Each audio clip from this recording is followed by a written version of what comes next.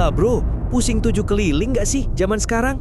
Ada fenomena unik yang sedang terjadi di negeri Sakura, Jepang.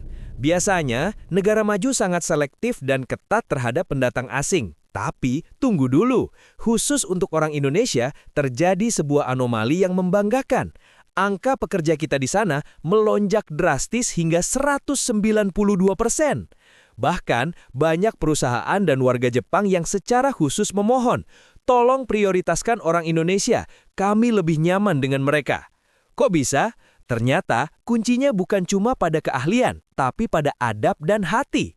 Budaya tepo seliro dan keramah tamahan khas Nusantara ternyata menjadi mata uang paling mahal yang bikin masyarakat Jepang luluh hatinya.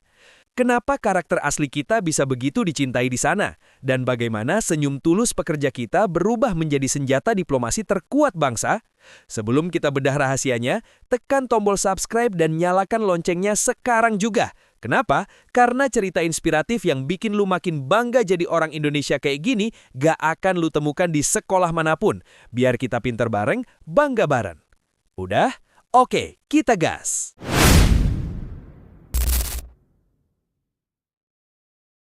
Oke bro, balik lagi sama gua. Tadi di awal gua udah kasih bocoran sedikit soal fenomena gila yang terjadi di Jepang. Tapi jujur aja, itu baru kulit luarnya doang. Kalau kita bedah lebih dalam, apa yang sedang dicapai bangsa kita hari ini, baik di Jepang, di dunia digital, maupun di panggung budaya global, itu benar-benar bikin merinding. Kita sering banget dengar orang bilang, Indonesia kapan maju? Indonesia kok gini-gini aja? Nah, hari ini gua mau ajak lu buka mata. Kita hapus rasa minder itu, kita ganti dengan data dan fakta yang valid. Ternyata, tanpa kita sadari, Indonesia sedang melakukan invasi senyap. Bukan invasi pakai senjata, tapi invasi pakai karakter, teknologi, dan rasa. Siapkan kopi lu, duduk yang santai, karena cerita ini bakal bikin lu sadar betapa berharganya paspor hijau berlambang Garuda yang lu punya. Poin 1. Fenomena langka di negeri Sakura. Keajaiban Indonesia. Kita mulai dari negeri matahari terbit, Jepang. Lu tahu kan, Jepang itu terkenal sebagai negara yang standar disiplin dan etos kerjanya level dewa. Mereka perfeksionis, mereka sangat selektif menerima orang asing masuk ke lingkaran sosial mereka. Tapi, lihat apa yang terjadi per Januari 2024. Berdasarkan data Kementerian Kesehatan, Tenaga Kerja dan Kesejahteraan Jepang, jumlah pekerja Indonesia di sana sudah tembus angka 149.101 orang. Angka ini bukan sekedar statistik bro, ini adalah lonjakan drastis dari tahun-tahun sebelumnya. Bahkan, pertumbuhan pekerja Indonesia tercatat sebagai yang tercepat dibandingkan negara lain, dengan kenaikan tahunan mencapai 56%. Pertanyaannya, kenapa Indonesia? Kenapa bukan negara lain yang mungkin secara teknis juga jago? Jawabannya ada pada apa yang gua sebut sebagai keajaiban Indonesia. Pemerintah Jepang melalui program pekerja berkemampuan khusus atau SSW terus memperluas kuota buat kita. Alasannya bukan cuma karena kita butuh kerja, tapi karena mereka butuh kita. Di tengah badai penuaan populasi di mana anak muda Jepang makin sedikit, industri mereka butuh oksigen baru, dan oksigen itu datang dari pemuda-pemuda Indonesia. Tapi, oksigen dari Indonesia ini beda rasanya. Para pemilik perusahaan di Jepang, para pengelola panti jompo, mereka menemukan sesuatu yang unik di diri orang Indonesia. Orang Jepang punya konsep hidup bernama omoyari, artinya empati tinggi, memikirkan perasaan orang lain sebelum bertindak. Dan ternyata, konsep ini cocok banget sama budaya tepo seliron dan gotong royong kita. Gua mau kasih lu analogi kisah ilustrasi yang menyentuh hati. Bayangkan seorang lansia di Jepang. Dia kesepian, anak-anaknya sibuk kerja di kota lain. Lalu datanglah perawat dari Indonesia. Perawat ini tidak memperlakukan lansia itu seperti pasien atau objek pekerjaan. Dengan senyum tulus, dengan sopan santun khas Nusantara, salim tangan, membungkuk hormat, perawat kita memperlakukan mereka layaknya orang tua sendiri. Ada kisah nyata di mana lansia Jepang menangis terharu karena merasa menemukan kembali kehangatan keluarga yang hilang. Mereka bilang, orang Indonesia itu kerjanya pakai hati. Mereka tidak hitung-hitungan. Ini adalah anomali positif. Di saat pendatang dari negara lain mungkin dianggap berisik atau kasar, orang Indonesia dianggap sebagai oase kemanusiaan. Kita ramah, kita sopan, dan kita punya nilai kekeluargaan yang kuat. Jadi bro, kita tidak sedang mengirim robot pekerja ke sana. Kita mengirim duta bangsa dengan hati emas. Kepercayaan warga Jepang yang tinggi ini membuktikan bahwa karakter bangsa kita adalah aset premium. Keahlian bisa dilatih, bahasa bisa dipelajari, tapi ketulusan hati, itu warisan leluhur yang gak bisa dibeli. Poin 2. Raksasa digital yang bangun dari tidur, teknologi untuk semua. Sekarang, mari kita terbang kembali ke tanah air. Dari karakter manusia, kita beralih ke kekuatan otak dan inovasi. Seringkali kita merasa tertinggal soal teknologi, tapi data terbaru justru menampar rasa minder itu. Laporan ekonomi SEA tahun 2024 memprediksi nilai ekonomi digital Indonesia atau GMV bakal menembus angka gila, 90 miliar dolar Amerika. Itu uang semua bro, ribuan triliun rupiah berputar di ruang digital kita. Indonesia tetap menjadi rumah bagi ribuan perusahaan rintisan, dengan jumlah unicorn terbanyak di Asia Tenggara setelah Singapura. Tapi, kebanggaan gua bukan pada jumlah unicornnya, bukan pada valuasi miliaran dolarnya. Kebanggaan gua ada pada inklusivitasnya. Coba lu lihat sekeliling lu.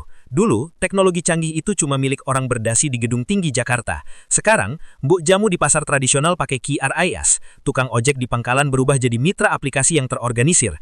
UMKM di pelosok desa bisa jualan keripik keluar pulau lewat loka pasar. Inilah wajah asli raksasa digital Indonesia. Kita membuktikan pada dunia bahwa teknologi di tangan orang Indonesia bukan untuk memperlebar jarak, tapi untuk gotong royong digital. Gojek, Tokopedia, Traveloka, dan ribuan perusahaan rintisan lokal lainnya, itu bukan sekedar aplikasi, itu adalah alat perjuangan ekonomi rakyat. Kita berhasil menjadi pusat gravitasi ekonomi baru di kawasan Asia Tenggara tanpa harus meninggalkan identitas lokal kita. Kita modern, tapi kita tetap warung. Kita canggih, tapi kita tetap guyup. Ini adalah bukti kesiapsiagaan kita menghadapi masa depan. Ketika dunia lari ke arah AI dan digitalisasi, Indonesia tidak gagap. Kita justru berselancar di atas ombak itu, membawa serta jutaan pelaku usaha kecil untuk naik kelas bareng-bareng. Poin 3. Menjajah dunia dengan rasa, diplomasi kuliner, dan budaya. Dan terakhir, poin ketiga. Ini yang paling enak dan paling bikin kamin rumah. Kalau dulu negara-negara besar menjajah dunia pakai kapal perang dan meriam, di abad 21 ini, Indonesia melakukan strategi yang jauh lebih elegan, diplomasi rasa. Pemerintah kita punya program keren, namanya Indonesia Spice Up the World. Targetnya nggak main-main, ekspor bumbu dan rempah senilai 2 miliar dolar Amerika, dan mengoperasikan 4.000 restoran Indonesia di luar negeri. Kenapa ini penting? Karena jalan menuju hati seseorang adalah melalui perutnya. Saat orang bule di Langgen makan rendang dan bilang enak banget, di saat itulah mereka jatuh cinta pada Indonesia. Saat orang di New York minum kopi Gayo atau Toraja, di saat itulah mereka menghargai tanah kita. Dan jangan lupa pengakuan dunia lewat UNESCO. Budaya jamu resmi diakui sebagai warisan budaya tak benda pada tahun 2023. Budaya sarung dan tenun kita makin mendunia dipakai desainer internasional. Ini artinya apa? Artinya gaya hidup Indonesia sedang naik daun. Dunia sedang mencari keseimbangan. Mereka lelah dengan kemajuan yang kering dan individualis. Mereka melihat Indonesia, negara yang maju ekonominya, canggih digitalnya, tapi tetap melestarikan tradisi minum jamu, pakai batik, dan makan dengan bumbu rempah yang kaya. Kita menawarkan harmoni. Kita tidak perlu pura-pura jadi orang Barat atau orang Asia Timur untuk dihormati. Justru ketika kita menjadi diri sendiri, dengan kebaya kita, dengan rempah kita, dengan senyum kita, dunia malah menaruh hormat setinggi-tingginya. Identitas nasional kita bukan lagi barang antik yang ditaruh di museum. Identitas kita adalah komoditas global yang sangat berharga. Oke bro, seruput lagi kopinya. Kita lanjut menyelami fenomena yang bikin dada kita membusung karena bangga. Tadi di awal kita sudah lihat datanya. Angka pekerja kita di Jepang meledak. Permintaannya gila-gilaan. Tapi pernah nggak sih lu bertanya-tanya sampai ke akar-akarnya? Kenapa? Kenapa harus Indonesia? Padahal kalau bicara soal keahlian teknis, mungkin Vietnam atau Filipina juga jago. Kalau bicara soal kedekatan bahasa, mungkin negara lain lebih gampang belajar kanji. Tapi kenapa Jepang? Bangsa yang terkenal sangat perfeksionis, sangat tertutup, dan punya standar sosial setinggi langit, justru membuka pintu lebar-lebar buat kita. Jawabannya bukan ada di otot, bukan ada di ijazah. Jawabannya ada di dalam jiwa dan filosofi hidup kita. Poin kedua ini gua kasih judul Kunci Rahasia ketika Omoyari Jepang bertemu Tepo Seliro Nusantara. Mari kita bedah frekuensi budaya yang ternyata jodoh banget ini. 1. Membedah kode etik, frekuensi yang sama. Gue mau ajak lu main logika frekuensi radio. Lu tahu kan, kalau lu mau dengerin lagu di radio, lu harus putar gelombangnya sampai ketemu frekuensi yang pas. Kalau nggak pas, suaranya kresek-kresek. Nah, hubungan antar bangsa juga begitu. Banyak pendatang asing di Jepang yang frekuensinya kresek-kresek. Mereka pintar kerja, tapi nggak nyambung secara budaya. Mereka dianggap berisik, egois, atau nggak peka. Tapi orang Indonesia, frekuensi kita jernih banget. Orang Jepang punya satu konsep luhur yang mendarah daging, namanya omoyari. Apa itu omoyari? Secara sederhana, omoyari itu adalah kemampuan untuk memahami perasaan orang lain tanpa perlu dikatakan. Ini level empati tertinggi. Contoh, sebelum tamu bilang haus, tuan rumah Jepang sudah menyuguhkan teh. Sebelum atasan minta tolong, bawahan sudah menyiapkan berkas. Intinya, peka, mengerti kebutuhan orang lain, tidak egois. Nah, coba lu refleksikan ke diri kita sendiri. Kita orang Indonesia, sejak kecil diajari apa sama orang tua kita? Tepo seliro, alias tenggang rasa, gotong royong, asah asih asuh. Kita diajari untuk mengerti orang. Kita diajari kalau tetangga lagi sakit, kita jangan setel musik kenceng-kencang. Kalau ada orang tua berdiri di bus, kita otomatis berdiri kasih kursi. Ternyata bro, nilai tepo seliro kita itu adalah saudara kembar dari nilai omoyari Jepang. Inilah kunci rahasia yang bikin orang Jepang merasa nyaman kerja bareng orang Indonesia. Mereka merasa, anak ini mengerti, anak ini peka, anak ini nggak perlu diteriakin dulu baru jalan, dia punya hati. Ini bukan klaim sepihak gua bro. Duta Besar Jepang untuk Indonesia, Bapak Masaki Yasushi, pernah menyatakan secara terbuka. Beliau bilang masyarakat Jepang sangat menghargai warga Indonesia, bukan cuma karena rajin, tapi karena nilai-nilai luhur yang dibawa. Warga Indonesia bisa menghormati budaya Jepang yang ketat, tapi tetap menjaga identitas keindonesiaannya yang hangat. Kita nggak berubah jadi robot, kita tetap manusia Indonesia yang punya rasa, dan itulah yang mereka cari. 2. Karakter ulet dan ceria, obat di tengah tekanan. Ada satu lagi fakta menarik dari survei perusahaan di Jepang per akhir tahun 2025. Pekerja Indonesia dinilai sebagai kelompok yang paling mudah berbaur. Kata kunci yang sering muncul di testimoni mereka adalah ulet dan ceria. Ini hal yang sering kita anggap remeh, tapi di mata dunia ini mahal harganya. Jepang itu negara dengan tekanan kerja yang sangat tinggi. Orang di sana sering stres, serius, bahkan depresi. Lalu datanglah pekerja Indonesia. Kerjanya berat, dijalani. Dimarahin bos, tetap senyum dan bilang sumimasen alias maah dengan tulus, lalu diperbaiki. Istirahat makan siang, bisa ketawa ketiwi bareng teman. Karakter ceria orang Indonesia ini menjadi oksigen di ruang kerja yang pengap. Kehadiran orang Indonesia membawa energi positif. Kita nggak gampang mengeluh, setidaknya di depan orang. Kita punya mental baja yang dibungkus dengan senyum ramah. Skema pekerja berkemampuan khusus yang terus diperluas kuotanya hingga tahun 2026 ini membuktikan satu hal.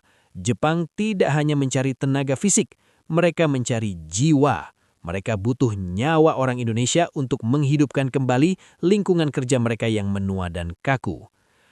3. Bukti nyata, harmoni di festival budaya. Kalau lu pikir ini cuma manis di bibir diplomat, mari kita lihat fakta di lapangan. Sepanjang tahun 2025, ada pemandangan yang mengharukan di berbagai festival budaya Jepang, seperti Hakata Dontaku di Fukuoka atau Chichibu Matsuri. Di sana, lu bisa lihat kolaborasi antara masyarakat lokal Jepang dengan diaspora Indonesia. Mereka gotong mikoshi alias tandu suci bareng-bareng. Mereka menari bareng. Di momen itu, batasan negara hilang. Nilai omoyari dan tepo seliro melebur jadi satu. Orang Jepang kaget. Loh, kok orang Indonesia bisa sehormat ini sama tradisi kami? Orang Indonesia jawab dengan tindakan. Di mana bumi dipijak, di situ langit dijunjung. Kita nggak datang ke sana untuk mengubah budaya mereka. Kita datang untuk bersahabat. Dan sikap rendah hati inilah yang justru meninggikan derajat kita di mata mereka. Analisis emosional, kisah perawat, dan origami. Gue mau ajak lu merenung pakai sebuah analogi kisah ilustrasi yang sering terjadi di panti jompo Jepang. Bayangkan seorang kakek Jepang bernama Tanaka-san. Usianya 80 tahun, dia stroke, susah bicara, dan sering marah-marah karena frustrasi. Banyak perawat lokal atau dari negara lain yang profesional tapi dingin.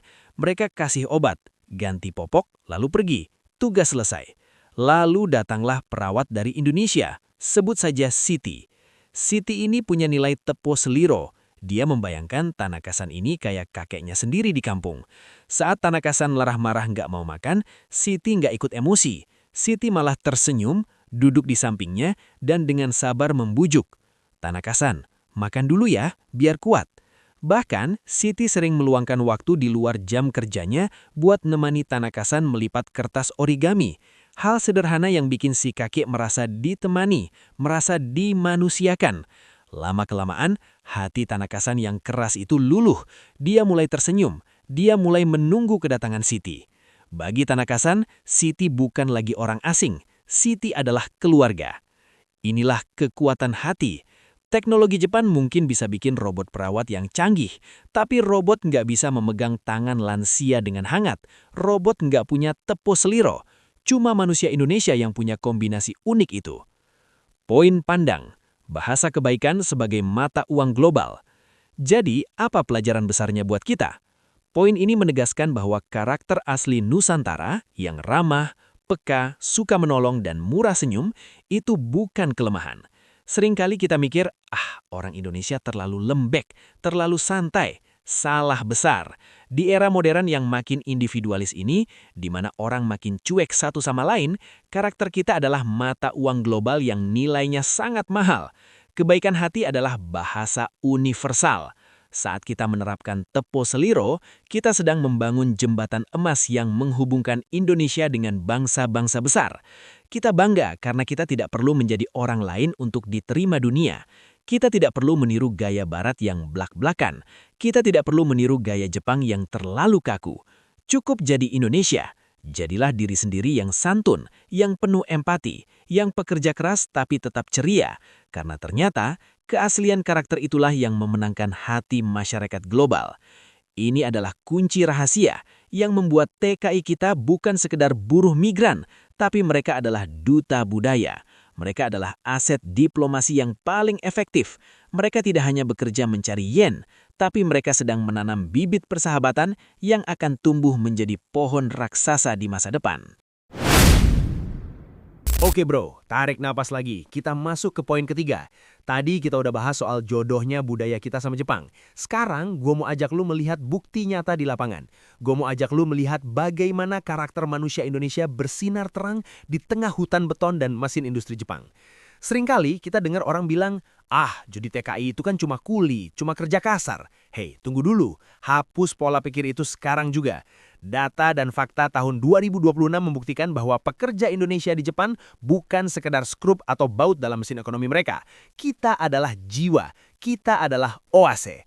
Poin ketiga ini gue kasih judul Nilai Kemanusiaan Pekerja Indonesia. Oase kemanusiaan di tengah industrialisasi. Mari kita bedah kenapa kehadiran anak-anak bangsa di sana dianggap sebagai anugerah, bukan beban. 1. Reputasi sabar dan tekun, emas yang tak bisa dipalsukan. Bro, lu harus tahu, Jepang itu negara industri yang super efisien. Semuanya serba cepat, serba presisi, serba target. Di lingkungan seperti itu, manusianya seringkali berubah menjadi kaku, stres tinggi, emosi tertahan. Nah, di tengah situasi yang dingin itu, masuklah tenaga kerja dari Indonesia. Pelaku industri di Jepang, terutama di sektor perawat lansia, memberikan apresiasi yang luar biasa tinggi kepada kita. Kata kunci yang selalu keluar dari mulut mereka adalah sabar dan tekun. Ini bukan pujian basa-basi, bro. Merawat lansia itu pekerjaan yang sangat berat, menguras emosi. Bayangkan harus mengurus orang tua yang mungkin sudah pikun, sering marah-marah, atau buang kotoran sembarangan. Banyak pekerja dari negara lain yang menyerah. Mereka menganggap pekerjaan ini jorok atau rendahan. Tapi, lihat mentalitas orang Indonesia. Kita punya empati alami. Saat perawat Indonesia membersihkan kotoran lansia Jepang, mereka tidak melakukannya dengan muka jijik. Mereka melakukannya dengan telaten sambil mengajak mengobrol. Mbah, sudah bersih ya, biar enak tidurnya. Sikap sabar ini adalah emas murni. Di mata orang Jepang yang sangat menghormati orang tua, sikap anak Indonesia ini menyentuh hati mereka. Mereka melihat, anak ini tidak sedang bekerja membersihkan kotoran. Anak ini sedang memuliakan manusia.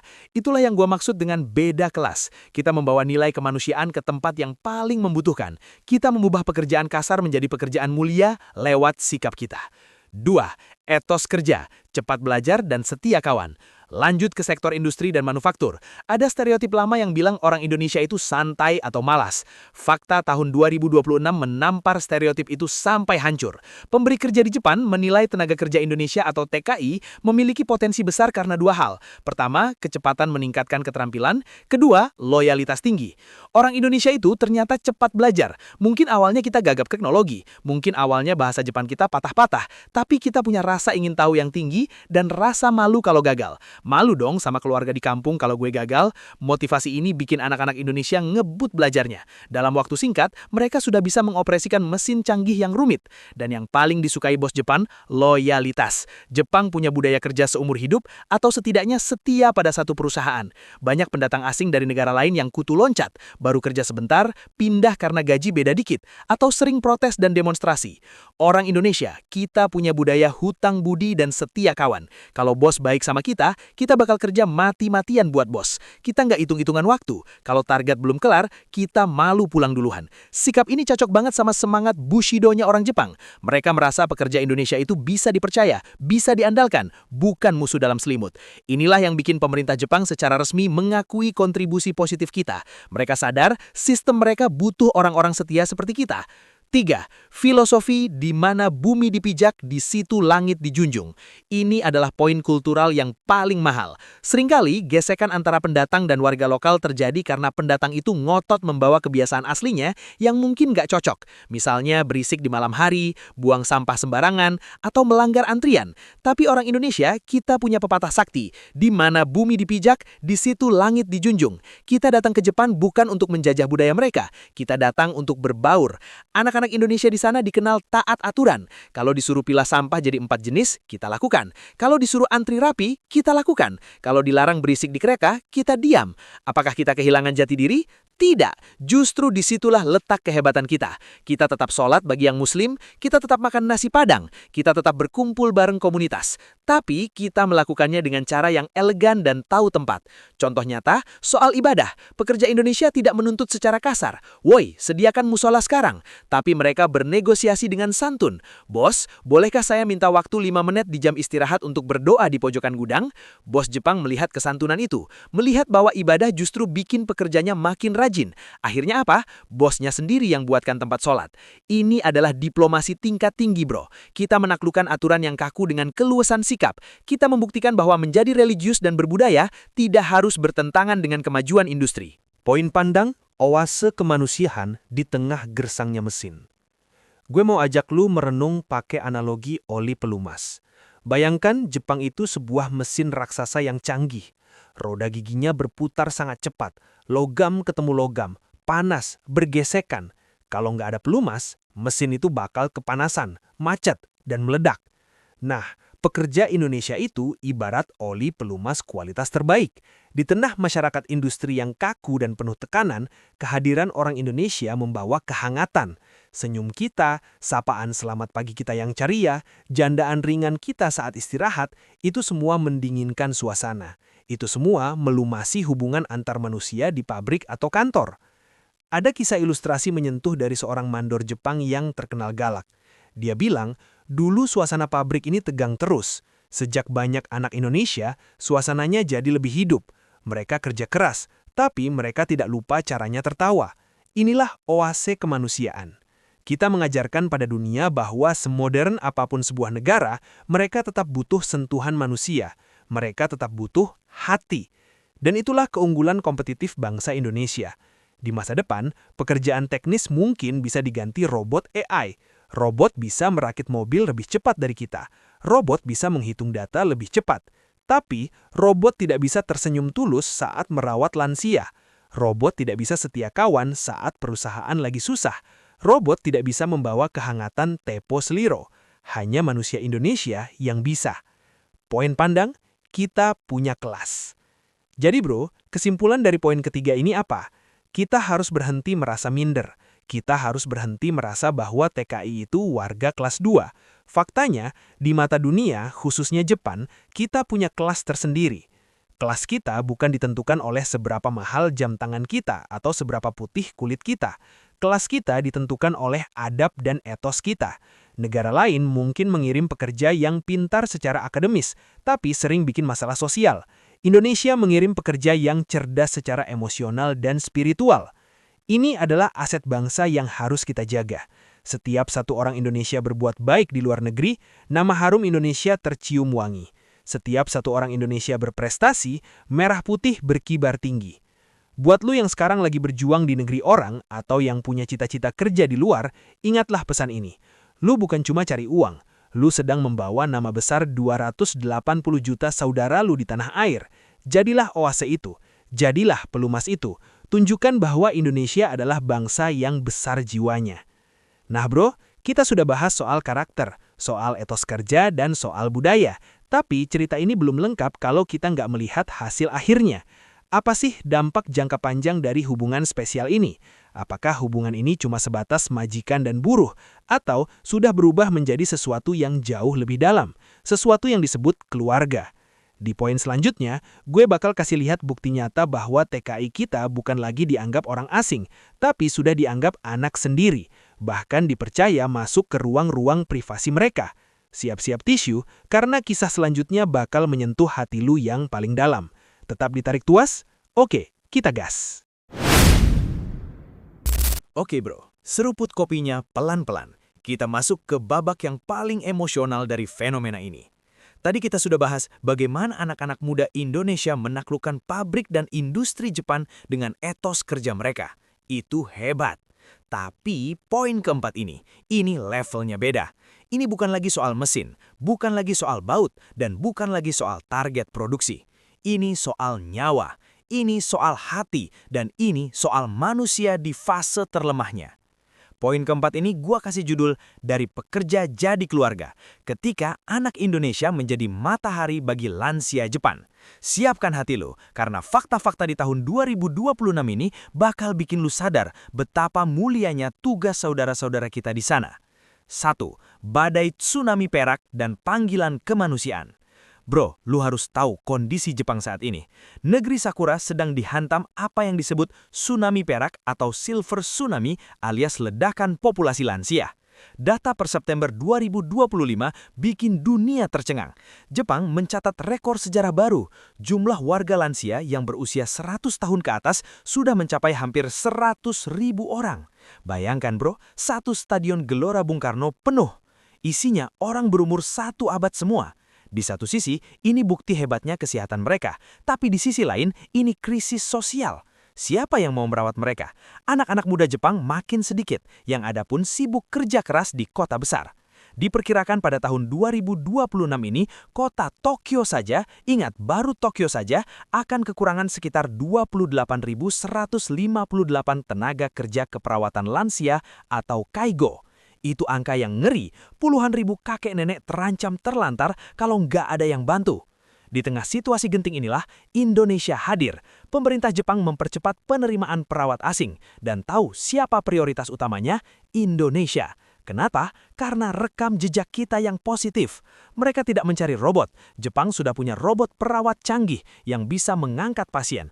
Tapi robot itu dingin. Robot itu nggak punya hati. Lansia Jepang butuh sentuhan manusia. Dan sentuhan itu mereka temukan di tangan anak-anak muda dari Jawa, dari Sumatera, dari Sulawesi, dari seluruh pelosok Nusantara. 2. Lebih dari sekedar medis, menjadi teman bicara. Kalau lu pikir kerjaan perawat lansia atau kaigo di Jepang itu cuma ganti popok atau kasih obat, lu salah besar. Itu teknis, itu bisa dipelajari. Tapi dalam standar kerja kaigo tahun 2025 sampai 2026, ada satu tugas utama yang nilainya paling mahal dan paling dihargai oleh keluarga Jepang. Tugas itu adalah menjadi teman cerita dan pendengar yang baik. Lansia di Jepang itu musuh terbesarnya bukan penyakit fisik, tapi kesepian. Mereka hidup sendiri di apartemen sepi, anak cucu jarang datang, TV jadi satu-satunya teman. Lalu datanglah perawat Indonesia. Karakter khusus kita yang ramah, sabar, dan punya empati alami menjadi obat mujarab. Anak-anak Indonesia ini nggak cuma datang suntik insulin terus pergi. Mereka duduk, mereka bertanya, "Mbah, dulu waktu muda kerjanya apa? Kakek, ceritakan dong zaman dulu Jepang kayak gimana?" Mereka mendengarkan dengan mata berbinar. Mereka merespon dengan antusias. Bagi lansia yang sudah bertahun-tahun merasa tidak dianggap, momen didengarkan seperti ini adalah surga. Mereka merasa hidup kembali. Mereka merasa dihargai sebagai manusia yang punya sejarah, bukan sekedar beban negara. Inilah kelebihan kita. Orang Indonesia itu rasa ingin tahunya positif. Kita suka mengobrol, kita suka berinteraksi. Di budaya Barat atau Jepang asli, mungkin ada batasan privasi yang kaku, tapi kehangatan orang Indonesia menerobos tembok dingin itu dengan sopan. 3. Poin pandang, sentuhan yang menyembuhkan. Gue mau ajak lu masuk ke sebuah skenario ilustrasi yang sering terjadi di panti jompo di sana. Bayangkan seorang nenek bernama Sakura-san. Dia sudah pikun, sering teriak-teriak ketakutan karena lupa dia ada di mana. Perawat lain mungkin stres, bahkan ada kasus di mana perawat lokal membentak karena lelah. Tapi lihat bagaimana perawat Indonesia, sebut saja Rina, menanganinya. Rina mendekat pelan-pelan, dia tidak memegang dengan kasar, dia mengelus punggung Sakura-san, dia tatap matanya sambil tersenyum tulus. "Nenek cantik, tenang ya, ada Rina di sini. Rina jagain nenek." Mungkin Sakura-san nggak paham bahasanya 100%, tapi dia paham bahasa tubuhnya. Dia merasakan frekuensi kasih sayang yang dipancarkan Rina. Perlahan, Sakura-san tenang. Dia memegang tangan Rina erat-erat, seolah-olah Rina adalah cucunya sendiri. Ini yang gue sebut sentuhan penyembuh Indonesia atau the healing touch of Indonesia. Di panti-panti jompo Jepang, kehadiran anak-anak Indonesia bukan sekedar mengisi kekosongan tenaga kerja. Mereka membawa kembali hangatnya matahari ke dalam rumah yang beku. Kita memperlakukan mereka layaknya orang tua atau kakek nenek kita sendiri di kampung. Kita suapi mereka dengan sabar. Kita tuntun mereka jalan-jalan ke taman. Bahkan banyak perawat kita yang diajari masak-masakan Jepang sama si nenek, atau diajari main catur Jepang sama si kakek. Batas antara perawat dan pasien itu luluh. Yang tersisa adalah hubungan antar manusia, hubungan keluarga. 4. Dari profesional jadi emosional, diplomasi hati. Dampaknya apa bro? Hubungan yang awalnya murni profesional alias saya bayar kamu kerja, berubah jadi ikatan emosional yang dalam. Banyak keluarga Jepang, anak-anak si lansia, yang awalnya skeptis sama orang asing, akhirnya luluh lantak. Mereka melihat sendiri perubahan orang tua mereka yang jadi lebih ceria, lebih sehat, dan lebih semangat hidup sejak dirawat orang Indonesia. Gak jarang, perawat kita diundang main ke rumah keluarga inti mereka saat libur, dianggap bagian dari keluarga besar. Bahkan ada kisah di mana lansia Jepang mewariskan barang kesayangannya, seperti kimono tua yang berharga, ke perawat Indonesia. Bukan ke anaknya sendiri. Kenapa? Karena dia merasa anak Indonesia inilah yang menemani hari-hari terakhirku dengan tulus. Ini adalah bentuk diplomasi hati yang paling murni. Persahabatan antar negara ini tidak lahir di meja perundingan PBB yang kaku. Persahabatan ini lahir di pinggir tempat tidur panti jompo, lahir dari suapan bubur yang penuh kasih sayang. Kita bangga bro. Perawat Indonesia membuktikan satu hal besar di abad 2021 ini. Di tengah kemajuan teknologi medis Jepang yang super canggih, di tengah maraknya AI dan robotika, sentuhan manusiawi tetaplah obat yang paling dirindukan. Dan stok obat itu melimpah ruah di hati anak-anak Indonesia. Indonesia tidak hanya mengirim pekerja, kita mengirim kasih sayang, kita mengirim harapan. Poin pandang, kebanggaan dan tanggung jawab kita. Jadi, kalau besok-besok lu lihat tetangga lu atau saudara lu pamit mau kerja jadi perawat di Jepang, tolong, jangan cuma tanya gajinya berapa. Tatap mata mereka dengan hormat, karena mereka adalah duta kemanusiaan. Mereka adalah orang-orang yang akan menghapus air mata para lansia di negeri orang. Mereka adalah orang-orang yang membuat nama Indonesia diucapkan dengan penuh rasa terima kasih di akhir hayat seseorang. Fakta tahun 2026 ini menegaskan posisi kita. Dunia butuh Indonesia. Bukan cuma butuh nikel dan batu bara kita, dunia butuh karakter kita. Di masa depan, ketika penduduk dunia makin tua, peran caregiver ini akan jadi profesi paling elit dan paling dicari. Dan Indonesia sudah selangkah di depan. Kita sudah jadi pilihan utama sebagai bangsa penyayang. Nah bro, kita sudah melihat bagaimana pekerja kita menaklukkan hati Jepang dari pabrik sampai ke panti jompo. Dari yang awalnya cuma dianggap tenaga bantuan, sekarang sudah dianggap keluarga sendiri. Lalu, apa kesimpulan besarnya? Apa arti semua fenomena ini bagi masa depan Indonesia sebagai sebuah bangsa? Apakah ini cuma kebetulan? Atau ini tanda-tanda kebangkitan sebuah kekuatan baru yang disebut soft power? Di poin terakhir, gua bakal rangkum semuanya. Gua bakal ajak lu melihat visi besar ke depan, bahwa persahabatan ini adalah bukti SDM Indonesia itu unggul. Kita dihargai bukan karena kita kaya raya, tapi karena kita punya adab. Siap-siap untuk kesimpulan yang bakal membakar semangat nasionalisme lu. Tetap ditarik tuas. Oke, kita gas. Oke bro, tarik nafas dalam-dalam, tahan, dan hembuskan pelan-pelan. Rasakan betapa leganya kita setelah mengetahui fakta-fakta luar biasa di 4 poin sebelumnya. Kita sudah melihat bagaimana fenomena lonjakan pekerja kita di Jepan. Kita sudah melihat kecocokan budaya Teppo Seliro dengan Omoyari. Kita sudah melihat keunggulan karakter pekerja kita di pabrik. Dan kita sudah menangis terharu melihat perawat kita menjadi keluarga bagi lansia di sana. Sekarang, kita sampai di puncak pembahasannya. Poin kelima ini adalah mahkota dari semua fenomena tersebut. Ini adalah jawaban kenapa Indonesia, tanpa perlu berteriak, tanpa perlu pamer kekuatan militer, justru makin disegani di panggung dunia. Poin kelima ini gua kasih judul, Diplomasi Hati. Ketika adab menjadi kekuatan lunak terkuat bangsa, siapkan mental lu, karena fakta tahun 2026 ini membuktikan bahwa kita sedang memenangkan perang yang sesungguhnya. Bukan perang senjata, tapi perang memenangkan hati manusia. 1. Juara dunia yang tak terkalahkan. Negara paling dermawan. Bro, lu mungkin sering dengar berita negatif soal negara kita. Korupsi, macet. Tapi lu tahu nggak? Ada satu prestasi Indonesia yang bikin seluruh dunia angkat topi dan gak ada yang bisa mengalahkan kita. Berdasarkan Indeks Memberi Dunia atau World Giving Index yang dirilis oleh Yayasan Bantuan Amal hingga akhir tahun 2025, coba tebak siapa juaranya? Amerika? Bukan. Cina? Bukan. Saudi Arabia? Bukan. Juaranya adalah Indonesia. Dan gilanya, kita sudah menyandang gelar negara paling dermawan di dunia selama 8 tahun berturut-turut. Ini rekor dunia, bro. Skor ini bukan cuma soal menyumbang uang di kotak amal. Skor ini mencakup 3 hal. Menyumbang uang, menjadi relawan, dan kesediaan menolong orang asing. Inilah modal karakter dasar pekerja kita di luar negeri. Orang Indonesia itu, kalau lihat orang kesusahan di jalan, refleksnya langsung menolong. Gak pakai mikir dia agamanya apa, dia rasnya apa. Langsung angkat, langsung bantu. Karakter ringan tangan ini terbawa sampai ke Jepang. Saat ada teman kerja, bahkan orang Jepang sekalipun, yang kewalahan angkat barang, pekerja Indonesia datang membantu tanpa diminta, tanpa mengharap bayaran lembur, murni karena adab, murni karena hati. Di mata masyarakat global yang makin individualis, sifat ini adalah keanehan yang indah. Dunia bingung. Kok ada ya bangsa sebaik ini? Inilah fondasi soft power kita. Kekuatan kita bukan pada dominasi, tapi pada ketulusan. 2. Indeks kekuatan lunak.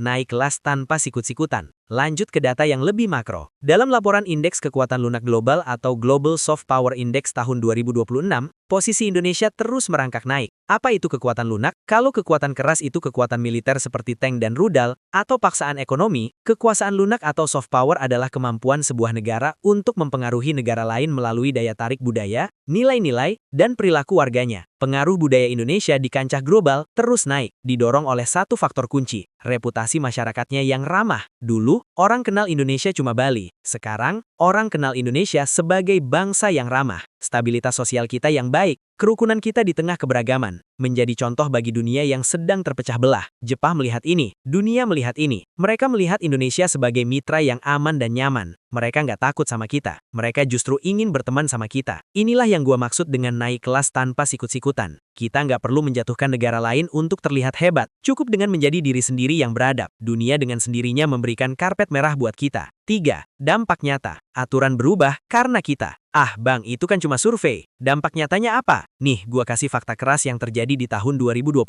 Pemerintah Jepang mulai menerapkan sistem baru untuk menggantikan program magang lama menjadi sistem pelatihan kerja yang lebih adil dan memanusiakan. Lu tahu apa salah satu pemicu utamanya? Kepercayaan tinggi terhadap pekerja Indonesia. Selama bertahun-tahun, Jepang membandingkan perilaku pekerja dari berbagai negara. Ada negara yang pekerjanya sering kabur atau ilegal. Ada yang sering bikin keributan kriminal. Tapi Indonesia, data menunjukkan pekerja kita dikenal taat hukum dan memiliki tingkat pelanggaran yang sangat rendah dibandingkan negara lain. Kita jarang bikin onar. Kita hormat sama aturan setempat. Sikap tahu diri dan disiplin inilah yang bikin pemerintah Jepang luluh. Mereka mikir, pekerja sebaik ini gak pantas diperlakukan tidak adil. Akhirnya, sistemnya diperbaiki, gajinya dinaikkan, hak-haknya disetarakan dengan orang Jepang. Ini adalah bukti bahwa adab membawa perubahan nasib. Karena kita berperilaku baik, sistem yang tadinya kaku pun bisa menjadi lebih lunak. Kita menaklukkan birokrasi Jepang bukan dengan demonstrasi anarkis, tapi dengan integritas kerja. 4. Poin pandang. Duta besar tanpa jas dan dasi. Gue mau ajak lu merenung pakai sebuah ilustrasi duta besar berseragam pabrik. Biasanya, kita mikir diplomasi itu tugasnya Bapak Ibu Duta Besar di KBRI, yang pakai jas, dasi, naik mobil mewah, dan makan malam sama pejabat asing. Itu betul, itu diplomasi formal.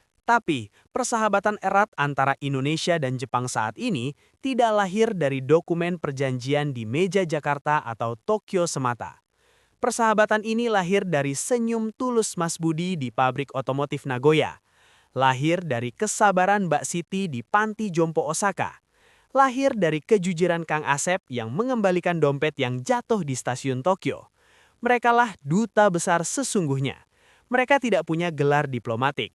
Mereka mungkin cuma lulusan sekolah kejuruan. Tapi di pundak mereka melekat nama besar Indonesia. Ketika mereka bekerja dengan jujur, orang Jepang nggak bilang si Budi jujur. Mereka bilang orang Indonesia jujur. Ketika mereka sopan mencium tangan orang tua, orang Jepang nggak bilang si Siti sopan. Mereka bilang orang Indonesia sopan. Inilah yang disebut diplomasi hati.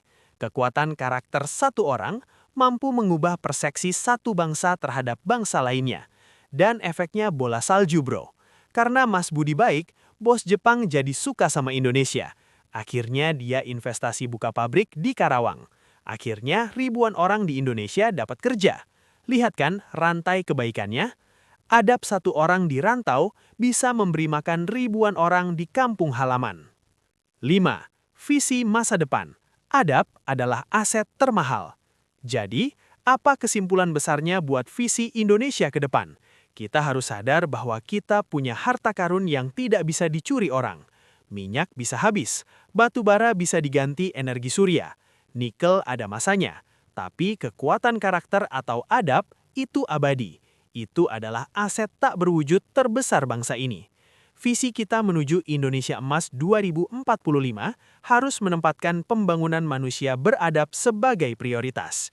Kita nggak cuma mau jadi negara kaya, kita mau jadi negara yang berkah dan disegani.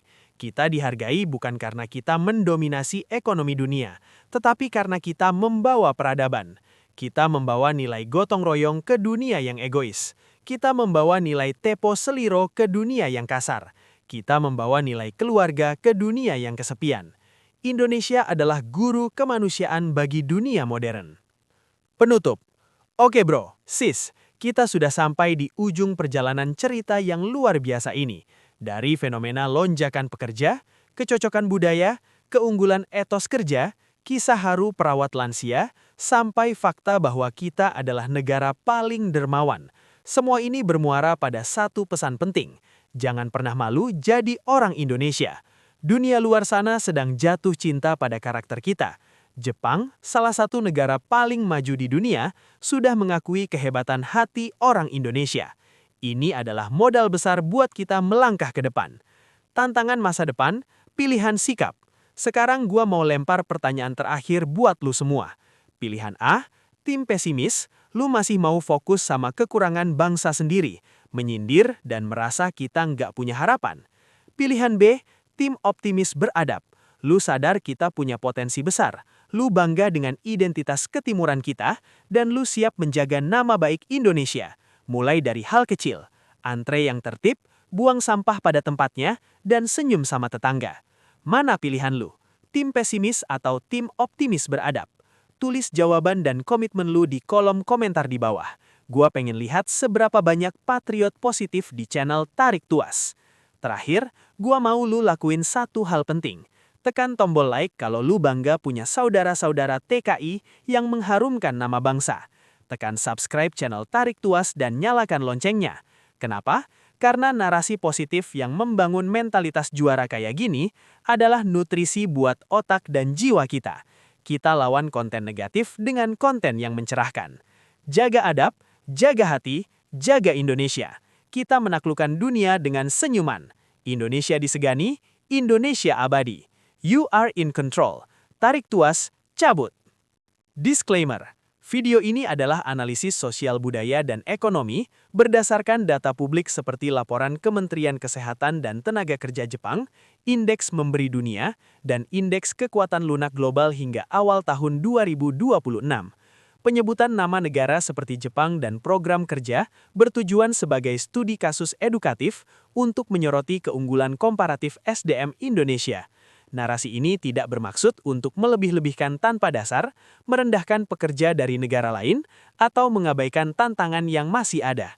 Konten ini disusun untuk membangkitkan rasa percaya diri nasional atau national confidence dan semangat perbaikan diri bagi penonton Indonesia.